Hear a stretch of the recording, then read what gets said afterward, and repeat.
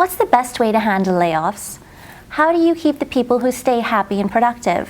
What can you do for the employees who lose their jobs?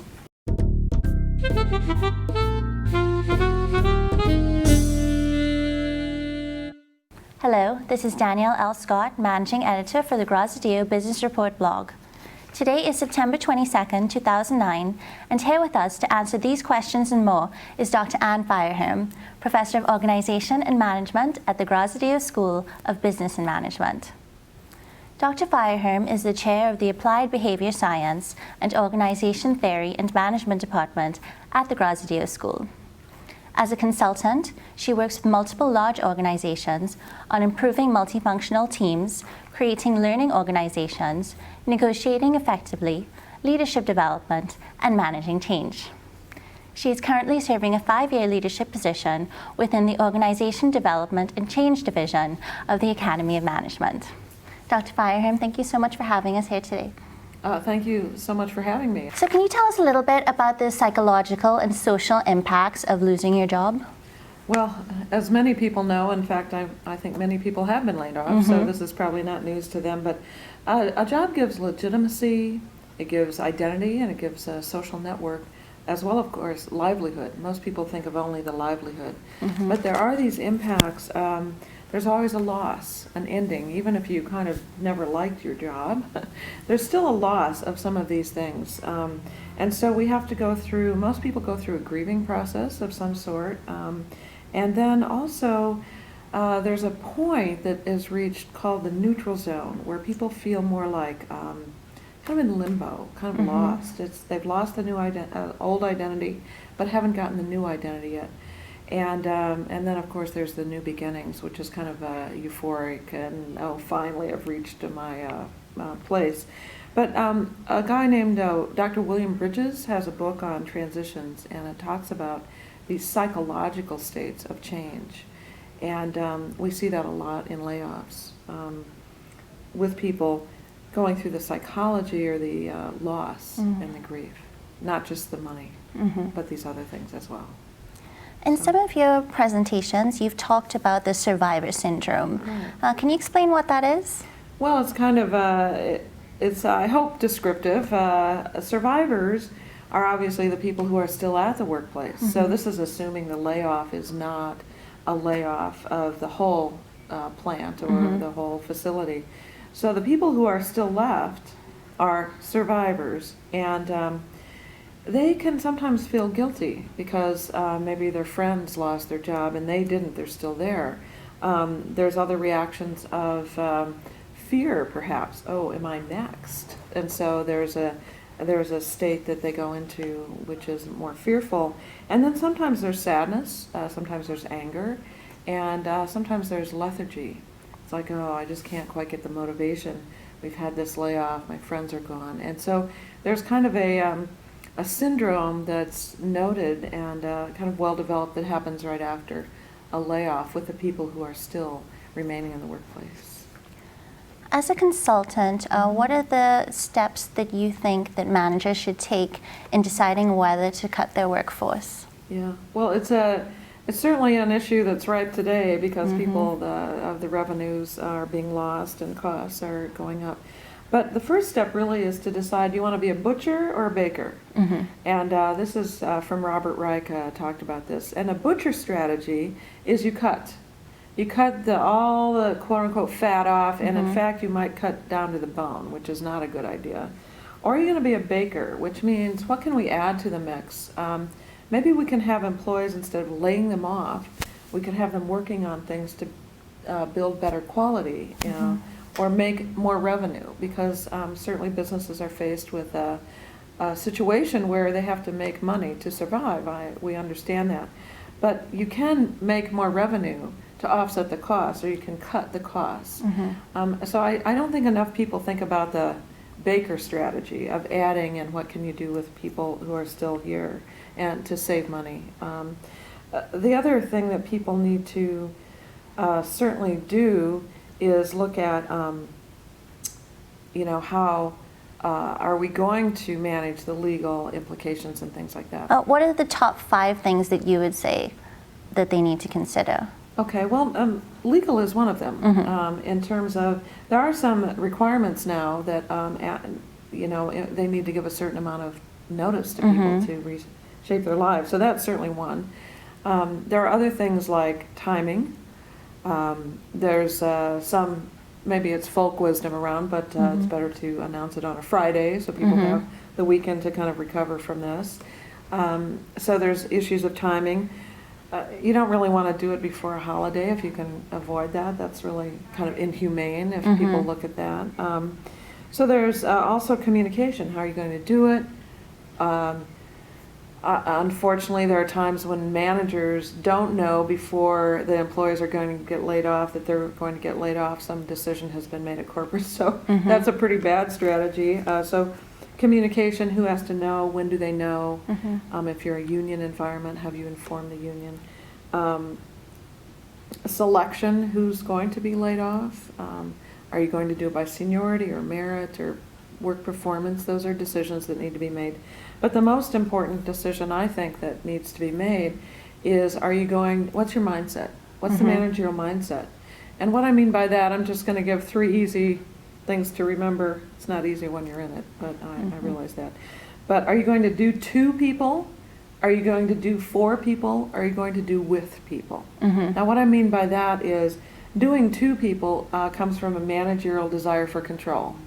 So I'm going to, it feels very much top down and dictatorial, and it's just like managers will say, oh, can I just get this over with? So, can I do 2 people?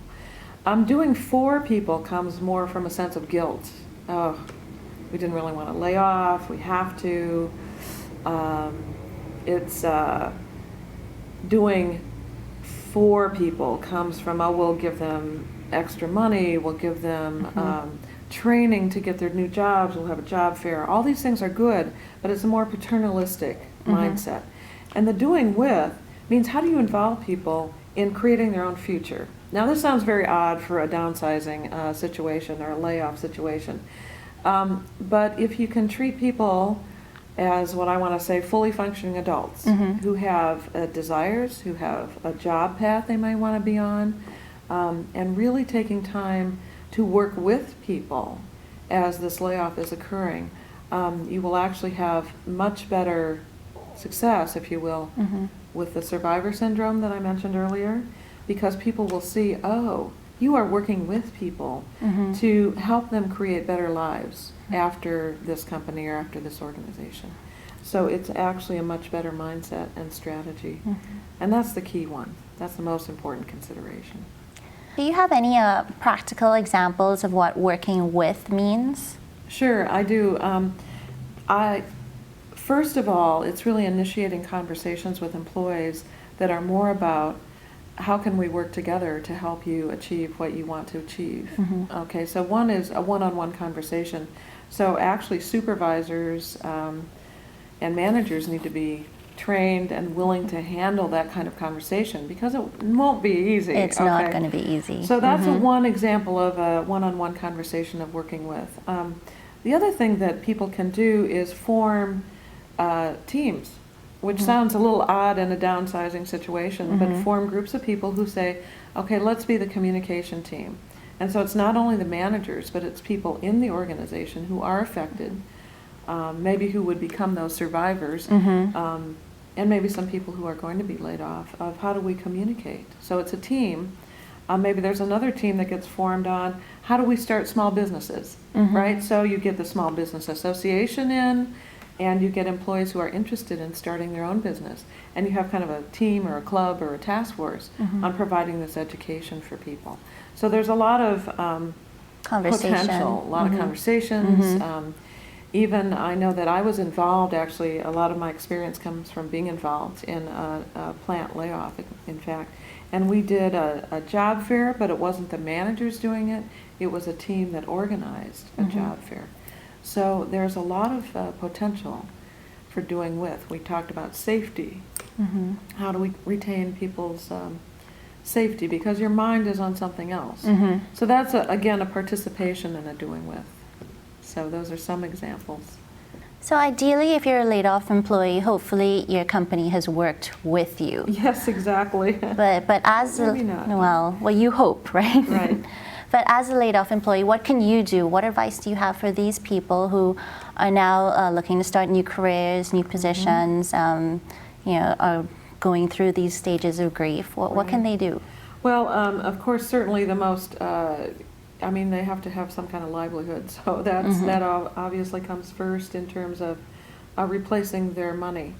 However, if you only go for that, you may be missing an opportunity. And what I mean by that is an opportunity for your own growth and your own potential.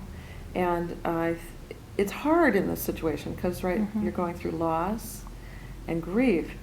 So give yourself time to grieve. Whether that is a ceremonial burning of the, remnants of the last organization in terms of paperwork or books or whatever, having some kind of celebration with friends, like, okay, it's gone. But some acknowledgement of it's ended. Those pink slip parties that they're having nowadays. Exactly, those make perfect sense, because they symbolize the loss. And if you think of in our societies, we have, ceremonies for loss. We have wakes, we have, you could say graduation is actually a ceremony for an ending. So there's some ending that needs to be symbolized, I think is important for people who are laid off.